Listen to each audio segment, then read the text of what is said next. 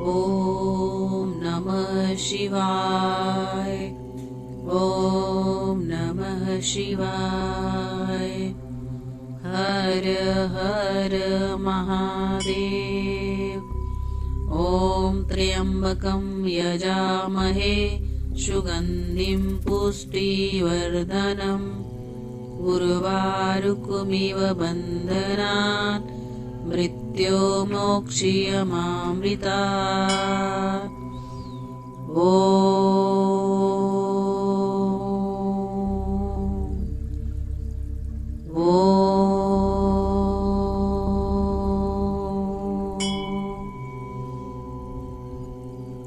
दोस्तों, आप सभी को महाशिवरात्रि की हार्दिक शुभकामनाएं। आज मैं आपके लिए लेकर आई हूँ फागुन महीने की महाशिवरात्रि व्रत की कथा। अगर आपको इस कथा का पूरा फल प्राप्त करना है तो इस वीडियो के अंत तक बने रहें और पूरी कथा सुने। फागुन चतुर्दशी तिथि पर भगवान शिव ने वैराग्य छोड़कर देवी पार्वती संग विवाह करके गृहस्थ जीवन में प्रवेश किया था। इसी वजह से हर वर्ष फागुन चतुर्दशी तिथि को भगवान शिव और माता पार्वती के विवाह की खुशी में महाशिवरात्रि का त्योहार मनाया जाता है। यह उनके दिव्य मिलन के उत्सव में है कि उस दिन को भगवान शिव की रात के रूप में मनाया जाता है। तो आइए कथा की शुरुआत करते हैं। एक बार पार्वती ने भगवान शिव शंकर से पूछा, ऐसा कौन सा श्रेष्ठ तथा सरल व्रत पूजन है जिससे मृत्यु लोक के प्राणी आपकी कृपा सहज ही प्राप्त कर सकते हैं। शिव जी ने पार्वती को शिवरात्रि के व्रत का विधान बताकर यह कथा सुनाई। एक गांव में एक शिकारी रहता था। पशुओं की हत्या करके वह अपने कुटुंब को पालता था। वह एक साहूकार का ऋणी था, लेकिन उसका ऋण समय पर न चुका सका। क्रोधवश साहूकार ने शिकारी को शिव मठ में बंदी बना लिया। संजोग से उसी दिन शिवरात्रि थी। शिकारी ध्यान मग्न होकर शिव संबंधी धार्मिक बातें सुनता रहा। चतुर्दशी को उसने शिवरात्रि की कथा भी सुनी। संध्या होते ही साहूकार ने उसे अपने पास बुलाया और ऋण चुकाने के विषय में बात की। शिकारी अगले दिन सारा ऋण लौटा देने का वचन देकर बंधन से छूट गया। अपनी दिनचर्या की भांति वह जंगल में शिकार के लिए निकला, लेकिन दिन भर बंदी गृह में रहने के कारण भूख प्यास से व्याकुल था। शिकार करने के लिए वह एक तालाब के किनारे बेल वृक्ष पर पड़ाव बनाने लगा।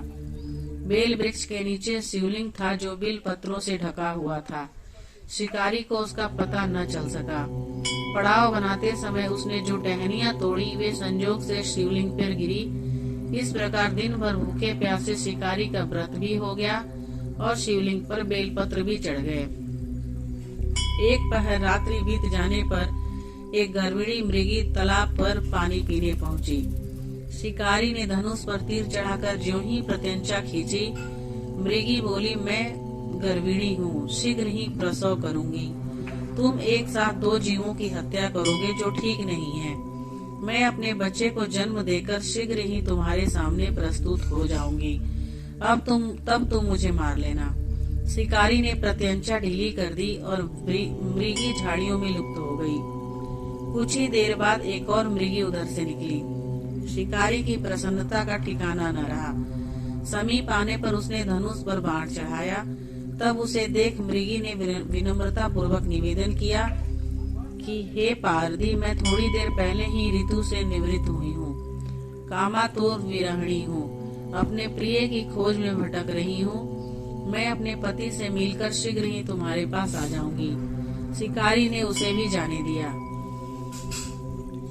2 बार शिकार को खोकर उसका माथा ठनका। वह चिंता में पड़ गया। रात्रि का आखिरी पहर बीत रहा था। तभी एक अन्य मृगी अपने बच्चे के साथ उधर से निकली। शिकारी के लिए यह स्वर्णिम अवसर था। उसने धनुष पर तीर चढ़ाने में देर न लगाई। वह तीर छोड़ने ही वाला था कि मृगी बोली, हे पारदी, मैं इन बच्चों को पिता के हवाले करके लौट आऊंगी। इस समय मुझे मत मारो। शिकारी हंसा और बोला, सामने आए शिकार को छोड़ दूं? मैं ऐसा मूर्ख नहीं। इससे पहले मैं 2 बार अपना शिकार खो चुका हूँ। मेरे बच्चे भूख प्यास से तड़प रहे होंगे। उत्तर में मृगी ने फिर कहा, जैसे तुम्हें अपने बच्चों की ममता सता रही है, ठीक वैसे ही मुझे भी। इसलिए सिर्फ बच्चों के नाम पर मैं थोड़ी देर के लिए जीवन दान मांग रही हूँ। हे पारधी, मेरा विश्वास करो, मैं इन्हें इनके पिता के पास छोड़कर तुरंत लौटने की प्रतिज्ञा करती हूँ। मृगी का दिन स्वर सुनकर शिकारी को उस पर दया आ गई। उसने उस मृगी को भी जाने दिया। शिकार के अभाव में बेल वृक्ष पर बैठा शिकारी बेल पत्र तोड़ तोड़कर नीचे फेंकता जा रहा था। पौ फटने को हुई तो एक हृष्ट पुष्ट मृग उसी रास्ते पर आया। शिकारी ने सोच लिया कि इसका शिकार वह अवश्य करेगा। शिकारी की तनी प्रत्यंचा देखकर मृग विनीत स्वर में बोला, हे पारधी भाई, यदि तुमने मुझसे पूर्व आने वाली 3 मृगियों तथा छोटे छोटे बच्चों को मार डाला है तो मुझे भी मारने में विलम्ब न करो, ताकि उनके वियोग में मुझे एक क्षण भी दुख न सहना पड़े। मैं उन मृगियों का पति हूँ। यदि तुमने उन्हें जीवन दान दिया है तो मुझे भी कुछ क्षण जीवन दान देने की कृपा करो। मैं उनसे मिलकर तुम्हारे सामने उपस्थित हो जाऊंगा। मृग की बात सुनते ही शिकारी के सामने पूरी रात तक घटना चक्र घूम गया। उसने सारी कथा मृग को सुना दी। तब मृग ने कहा, मेरी तीनों पत्नियां जिस प्रकार प्रतिज्ञाबद्ध होकर गई है, मेरी मृत्यु से अपने धर्म का पालन नहीं कर पाएगी। अतः जैसे तुमने उन्हें विश्वास पात्र मानकर छोड़ा है, वैसे ही मुझे भी जाने दो। मैं उन सबके साथ तुम्हारे सामने शीघ्र ही उपस्थित हो जाऊंगा।